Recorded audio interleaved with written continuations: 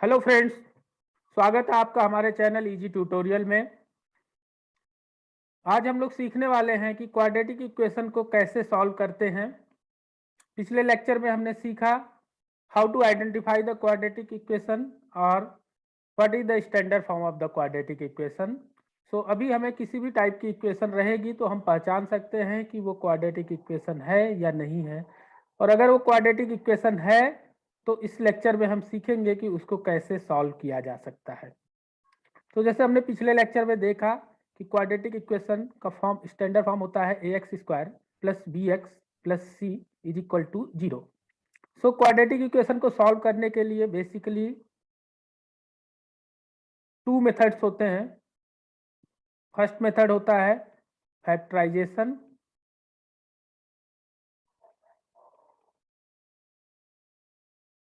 जिसके दो पार्ट्स होते हैं। एक पार्ट्स होता है splitting the middle term, splitting the middle term, and second type होता है फैक्टराइजेशन का bye completing the square,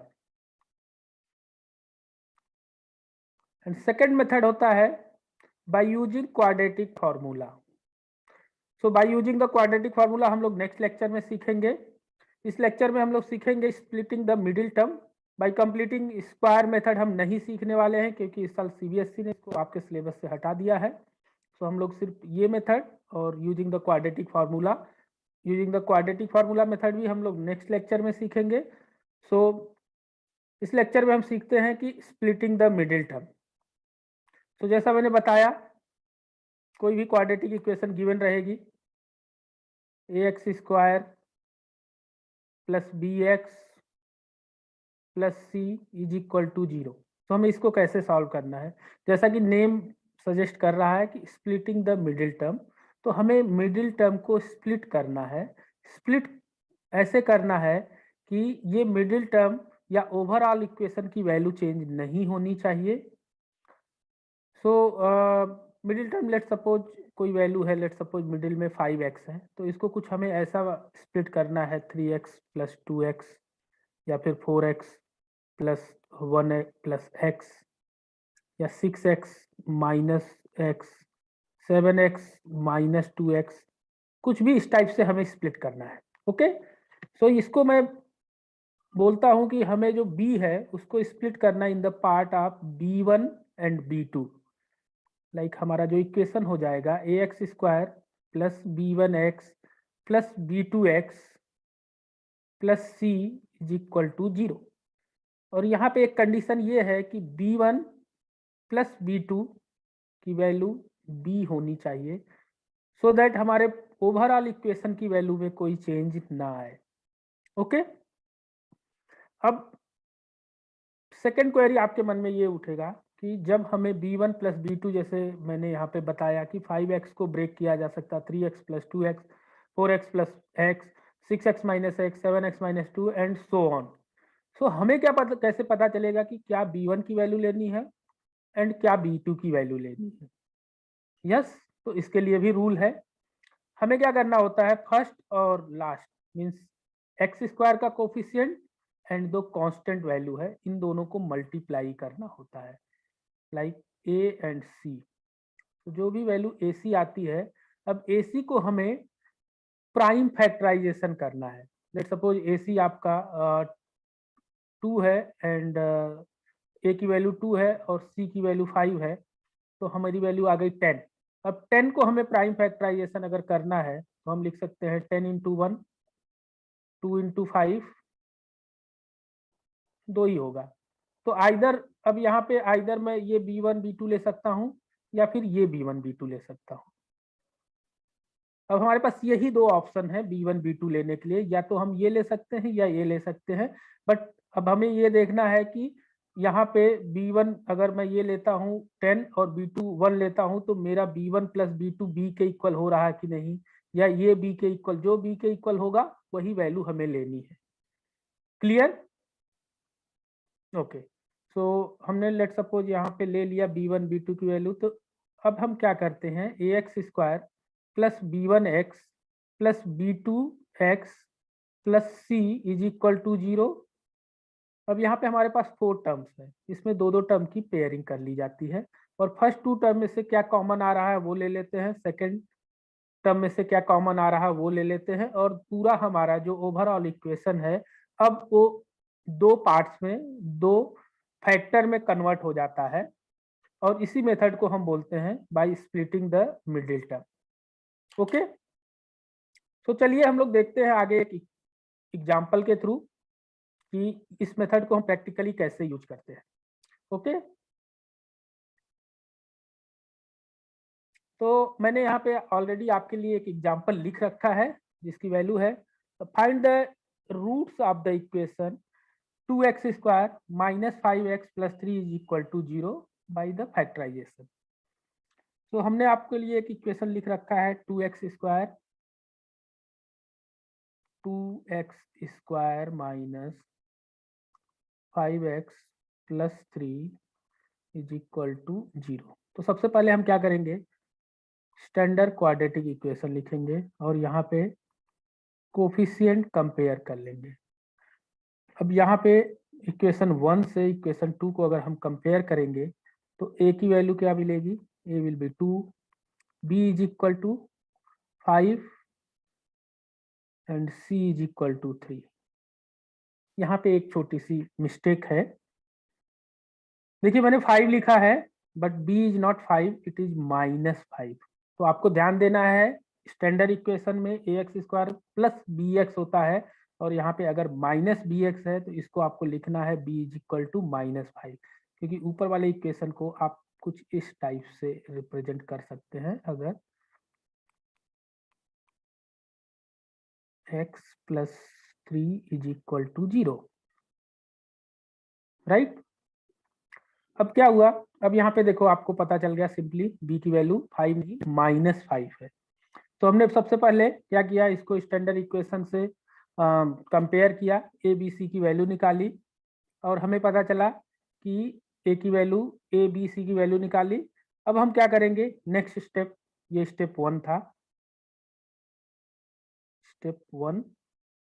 step 2 में हम क्या करेंगे, मैं यहाँ लिखता हूँ स्टेप 2। स्टेप 2 में हम क्या करने वाले हैं, हम a और c को मल्टीप्लाई करने वाले हैं, यानी कि 2 इंटू 3 इज इक्वल टू 6। अब 6 का प्राइम फैक्टराइजेशन कर लो, तो 6 का प्राइम फैक्टराइजेशन होता है 6 इंटू 1, 2 इंटू 3। ओके, सो अब देखो यहाँ पे हम जैसे पहले बताए थे कि आपको यहाँ पे एक को b1 लेना है, एक को b2। अगर मैं इसको b1 लेता हूँ और इसको b2 लेता हूँ, या फिर इसको b1 लेता हूँ और इसको b2 लेता हूँ, तो इसका सम आने वाला है 7 और इसका सम आने वाला है 5। हमारा मिडिल टर्म 5 है, तो ऑब्वियसली हम ये यहाँ पे b1 की वैल्यू 2 एंड b2 की वैल्यू 3 लेने वाले हैं। यहाँ तक सबको क्लियर है?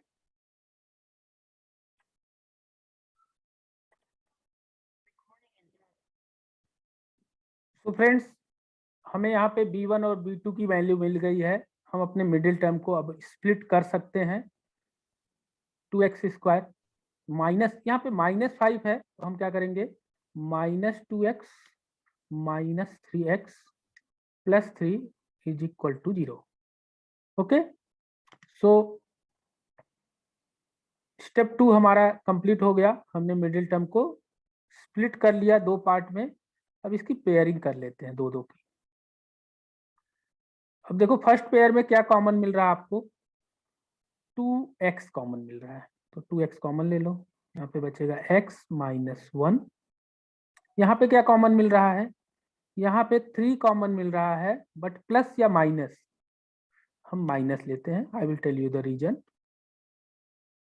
देखो जब भी आप पेयरिंग करते हो और कॉमन लेते हो तो आपको ये ब्रैकेट और ये ब्रैकेट हमेशा सेम आना चाहिए। अगर मैं +3 लेता तो यहाँ पे आता -x प्लस 3 और यहाँ पे आया हुआ है x माइनस 1, तो वो मेरा गलत हो जाता।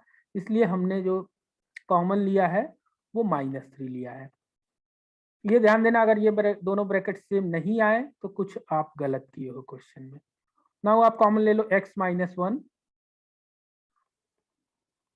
एंड दूसरे ब्रैकेट में आ जाएगा 2x minus 3 is equal to 0। अब इन दोनों का मल्टीप्लिकेशन अगर 0 तो आइदर ये 0 है या फिर ये 0 है या बोथ 0 है। तो हम लिख सकते हैं x माइनस 1 इज 0 और 2x minus 3 is equal to 0। तो यहाँ से राइट साइड में जाएंगे तो x इज इक्वल टू 1 और यहाँ से आप इसको सॉल्व करोगे तो 2x इज इक्वल टू 3 या x इज इक्वल टू 3/2। अब देखो ये क्वाड्रेटिक इक्वेशन को हमने सॉल्व किया, हमें इसके दो जीरोज मिले, दो रूट्स मिले। जीरोज हम क्लास 9th में पढ़े थे। द सेम थिंग यहाँ पे वो जीरोज जो है उसको हम रूट्स बोलते हैं। तो यहाँ पे हमें दो रूट्स मिला। अब एक बात आप लोगों के दिमाग में आ रही होगी कि x की दो वैल्यू क्यों मिली। तो मैं आपको जस्ट क्लियर कर दूं कि जो भी इक्वेशन होता है उसकी जितनी डिग्री होती है उतने उसके सोल्यूशन होते हैं। जैसे क्वाड्रेटिक इक्वेशन है तो उसके दो सोल्यूशन होंगे, यहाँ आपके सामने है x की वैल्यू 1 एंड x की वैल्यू 3/2। और अगर वो कोई क्यूबिक इक्वेशन है तो उसके 3 सोल्यूशन मिलेंगे, यानी कि x की 3 वैल्यू मिलेगी आपको सॉल्व करने के बाद। ओके, इसको डिटेल में जिसको पढ़ना हो वो मेरा 9th का वीडियो देख ले, पॉलिनोमियल, उसमें अच्छे से एक्सप्लेन किया हुआ है कि ये 2 या 3 वैल्यू क्यों आती है। ओके, चलो फिर आगे प्रोसीड करते हैं। सो हम लोगों ने अभी इस वैल्यू को सॉल्व कर लिया। अब हमें चेक करना होता है जो हमने सॉल्व किया है वो करेक्ट है या रॉन्ग है। सो उसके लिए हम देखते हैं ये वैल्यू पुट करके अपने इक्वेशन में। तो हमारा इक्वेशन क्या था, 2x square minus 5x plus 3 is equal to 0। आप LHS ले लो, LHS में x की वैल्यू 1 रख दो। आप देखो क्या आता है, 2 इंटू 1 का स्क्वायर, ये आपको पुट करने आता है, सॉरी आपने क्लास 9th में पढ़ा, this is minus 5 into 1 sorry plus 3 is equal to 2 minus 5 plus 3। तो ये कितना हो जाएगा, 5 माइनस 5 यानी कि 0, जो कि हमारी राइट हैंड की वैल्यू है। सिमिलरली आप सेकेंड वाला भी चेक कर सकते हैं। For you I will check at x is equal to 3/2। LHS क्या आएगा, 2 3/2 स्क्वायर माइनस 5 3/2 प्लस 3, ये क्या हो जाएगा, 2 इंटू 9/4 माइनस 15/2 प्लस 3। ओके, इसको सॉल्व कर लेते हैं, 4 आ जाएगा नीचे। ये सबको आता है आई होप। 30 प्लस 12, ये आ जाएगा 30 minus 30/4 means it is a 0। सो हमने दोनों रूट्स को वेरीफाई कर लिया, हमने दोनों रूट्स को सॉल्व किया और उसको वेरीफाई कर लिया। चलिए मैं एक बार आपको स्टेप रिपीट कर देता हूं। सबसे पहले हमने क्या किया, सबसे पहले हमने जो इक्वेशन हमारी गिवन थी उसको स्टैंडर्ड इक्वेशन के फॉर्म में लिखा और उसको स्टैंडर्ड इक्वेशन से कंपेयर किया उनके कोफिशिएंट को। स्टेप 1 में कोफिशिएंट मिलने के बाद स्टेप 2 में हमने क्या किया, ए और सी को मल्टीप्लाई किया। ए और सी को मल्टीप्लाई करने के बाद जो वैल्यू आई उसका प्राइम फैक्टराइजेशन किया। उस प्राइम फैक्टराइजेशन में हम देखे कि किस प्राइम फैक्टराइजेशन का सम जो है वो आपके मिडिल टर्म के इक्वल आ रहा है, उसको हमने B1 और B2 एज्यूम किया। स्टेप 3 में हमने एक्चुअल में उसको स्प्लिट किया और दो दो टर्म की पेयरिंग की और हर दो दो टर्म में हमने देखा क्या क्या कॉमन आ रहा है, वो नंबर्स हमने या टर्म कॉमन लिया। लेकिन कॉमन लेते टाइम इस चीज का ध्यान रखना है आपको कि दोनों ब्रैकेट इक्वल आने चाहिए विथ मैग्नीट्यूड एंड साइन। इसके लिए आपको यहाँ पे प्लस माइनस की बहुत गलती होती है। आपको यहाँ माइनस लेना, आप प्लस कॉमन ले ले तो +3 ले लोगे, या प्लस लेना है माइनस ले लोगे, तो ये गलत हो जाएगा। तो आपको देखना है ये ब्रैकेट की वैल्यू जो है वही यहाँ, तभी आप इस ब्रैकेट को बाहर ला सकते हो, क्योंकि इसको हमें कॉमन लेना होता है। तो x-1 अगर हमने कॉमन ले लिया तो यहाँ बचेगा 2x और यहाँ बचेगा -3। हमारे पास दो ब्रैकेट आए, दोनों को इक्वल टू 0 किया, हमें x की दो डिफरेंट वैल्यू आई, उस वैल्यू को आपने वेरीफाई किया। अगर वो वैल्यू करेक्ट है तो आपका LHS की वैल्यू 0 आनी चाहिए, अगर वो करेक्ट नहीं है तो 0 नहीं आएगा। I hope it is clear till now. चलो एक और एग्जांपल हम लोग कर लेते हैं फिर।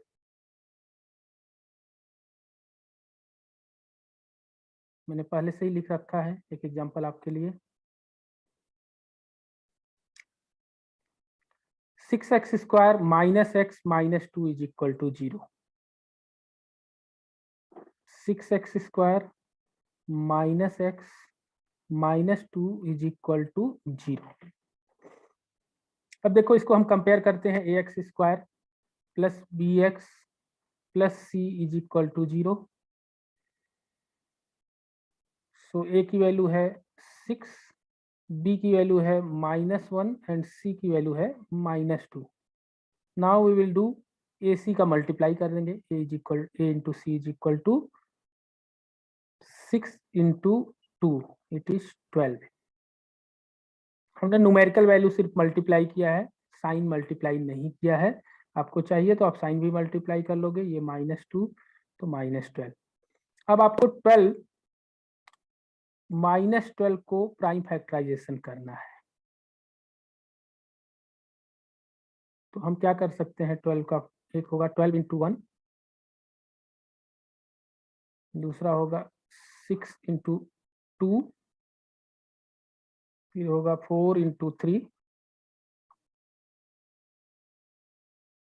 यहाँ पे देखो एक माइनस माइनस, एक में माइनस रहेगा एक प्लस रहेगा, और कुछ हो सकता है नहीं। अब देखो यहाँ पे एक माइनस और एक प्लस लेना है मुझे b1। अब क्या है कि a और c का जो वैल्यू आया है वो माइनस में अगर आया है तो मुझे b1 और b2 में से एक माइनस लेना है, एक प्लस लेना है। जैसे यहाँ पे मैंने -12 ले सकता हूँ या -1 ले सकता हूँ, +12 डिपेंडिंग ऑन माई रिक्वायरमेंट। जिसका सम जो होना चाहिए वो -1 होना चाहिए। अगर मैं 12 और 1 लेता हूँ क्लियरली इसका सम 1 नहीं आएगा, 6 और 2 का भी नहीं आएगा, इनका डिफरेंस 4 है। लेकिन 4 एंड 3 अगर मैं लेता हूँ, मतलब b1 की वैल्यू अगर मैं -4 एंड b2 की वैल्यू +3 लेता हूँ, तो हमारा इन दोनों का सम b1 प्लस b2 -1 आ जाएगा, जो कि हमारी b की वैल्यू है। तो आपको समझ में आया। जब भी आपको दोनों, यहाँ पे देखो पिछले वाले क्वेश्चन में मेरे a और c का जो साइन था वो सेम था, तो हमारे b1 और b2 के साइन भी सेम थे, वो निगेटिव थे दोनों, b1 भी निगेटिव था, b2 भी निगेटिव था। अभी हमारा a और c का साइन डिफरेंट है, तो हमारे b1 और b2 के साइन भी डिफरेंट रहेंगे। ये जस्ट आपको याद रखने के लिए मैं बता रहा हूँ कि जब भी आप ब्रेक करेंगे तो आपको हमेशा b1 और b2, जब a और c के साइन डिफरेंट रहेंगे तो b1 और b2 के साइन भी डिफरेंट मिलेंगे। चलो अब ब्रेक करते हैं। 6x स्क्वायर, इस क्वेश्चन को मैंने इसलिए पिक किया था क्योंकि ये डिफरेंट टाइप था। 6x square -4x plus 3x, देखो यहाँ इन दोनों का सम -x हो जाएगा, -2 इज इक्वल टू 0। अब इन दोनों की हम पेयरिंग कर लेते हैं, दो टर्म की, फर्स्ट 2 टर्म लास्ट 2 टर्म। यहाँ से हमें क्या कॉमन मिल रहा है, यहाँ से कॉमन मिल रहा है 2x। अगर मैं यहाँ से 2x कॉमन ले लेता हूँ तो मेरे पास बचता है 3x -2। यहाँ पे 3x -2 ऑलरेडी प्रेजेंट है तो कुछ कॉमन नहीं लेने की जरूरत है, 1 कॉमन ले लेंगे। देखो अब -1 मैंने नहीं लिया क्योंकि ऑलरेडी 3x -2 है, 3x +2 होता तो मैं -1 कॉमन लेता। आगे हमारा same bracket 3x -2 into 2x + 1 is equal to 0। Okay same. अब उसके बाद पिछले क्वेश्चन की तरह ही है, यहाँ पे से b1 b2 का ब्रेक करना डिफरेंट था, तो 3x -2 इज इक्वल टू 0 और 2x plus 1 is equal to 0। तो फर्स्ट को हम सॉल्व करते हैं, तो 3x इज इक्वल टू 2 या x is equal to 2/3 and इसको हम सॉल्व करते हैं, तो 2x इज इक्वल टू -1 या x is equal to -1/2। So x की दो वैल्यू मिली हमें, आपको वेरीफाई करने आता है, you can verify it, value correct है या रॉन्ग है। मैं वेरीफाई कर देता हूं। 6x² minus x minus 2 is equal to 0। So LHS, इस बार मैं एक ही रूट वेरीफाई करूंगा, एक आपके लिए छोड़ दूंगा। तो 6 into 2/3 minus 2/3 minus 2,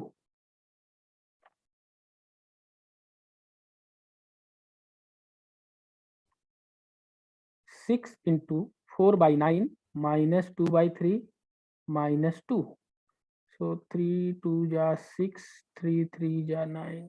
So it will be 8/3 minus 2/3 minus, इसको भी मैं 3 बेस बना लेता हूँ, 2 into 3. So it will be